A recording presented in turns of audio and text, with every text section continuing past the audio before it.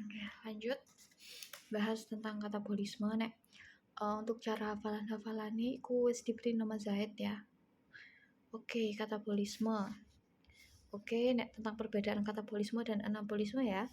Kalau katabolisme itu dari kompleks ke sederhana atau dari organik ke anorganik dan dia menghasilkan ATP.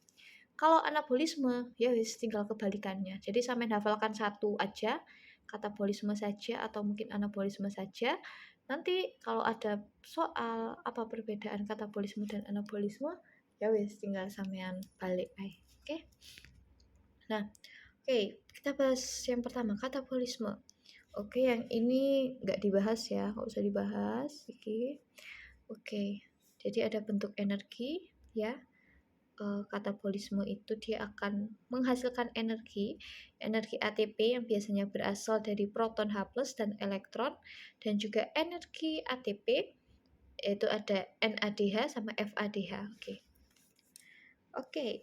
Contoh katabolisme ada respirasi aerobik ya. Respirasi aerob itu contohnya adalah katabolisme karbohidrat ya. Kalau aerob ingat ya, kalau aerob dia membutuhkan oksigen ya. Sementara kalau anaerob dia tidak membutuhkan oksigen. Nah, kemudian bagaimana tahapan respirasi aerob? Yang pertama ini ada glikolisis, dekarboksilasi oksidatif, siklus Krebs dan siklus Krebs ya, dan transport elektron. Nah, yang pertama adalah glikolisis. Jadi kalau glikolisis itu adalah glukosa menjadi ke mana? Nah, ini glukosa ini ke asam pirufat. Cuman ini yang perlu sampai hafal ya. Kalau glikolisis itu dari glukosa ke asam pirufat. Sementara dekarboksilasi oksidatif itu dari asam pirufat ke 2-asetil KOA. Jadi nek ada pertanyaan bagaimana sebutkan tahapan-tahapan dari respirasi aerob dan jelaskan. Nah, jadi yang pertama adalah reaksi glikolisis di mana proses pengubahan glukosa menjadi asam pirufat dengan dan menghasilkan berapa ATP ayo? 4 ATP ya. Menghasilkan 4 ATP tapi juga menggunakan 2 ATP. Oke. Kemudian yang kedua adalah dekarboksilasi oksidatif di mana dia mengubah asam pirufat menjadi ke 2-asetil KOA. Ya. Kemudian dilanjutkan ke siklus Krebs.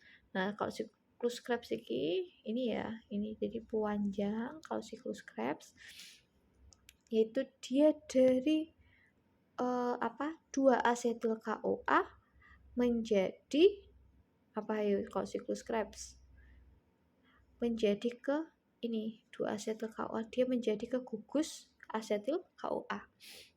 Nah, terus di transport setelah siklus Krebs dia jadi ke transport elektron. Maaf kayak ketaan. Nah, dia menjadi transport elektron. Yang dimana transport elektron ini kan tadi di siklus Krebs itu udah dari 2-asetil KOA dia menjadi 2 KOA.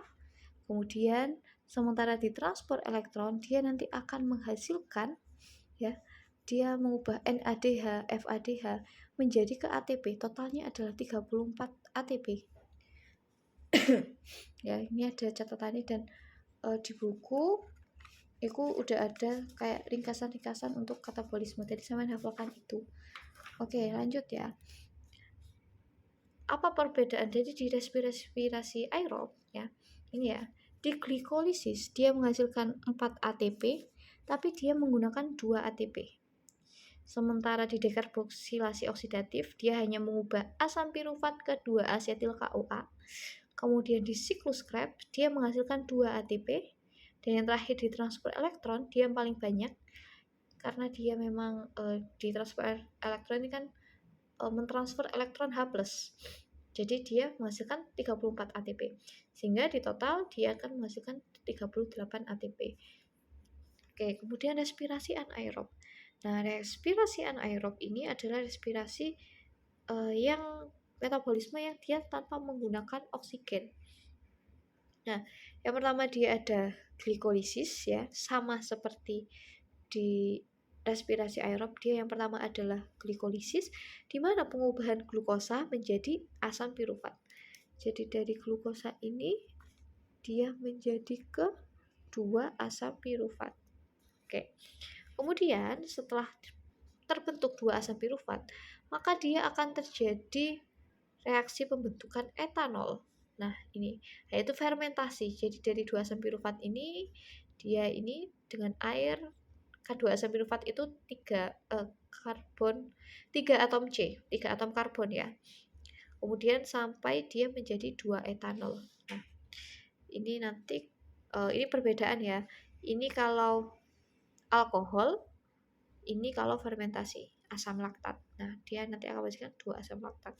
Dimana kalau respirasi anaerob, dia memang dia tetap menghasilkan ATP, tetapi dia hanya menghasilkan ATP di glikolisis saja.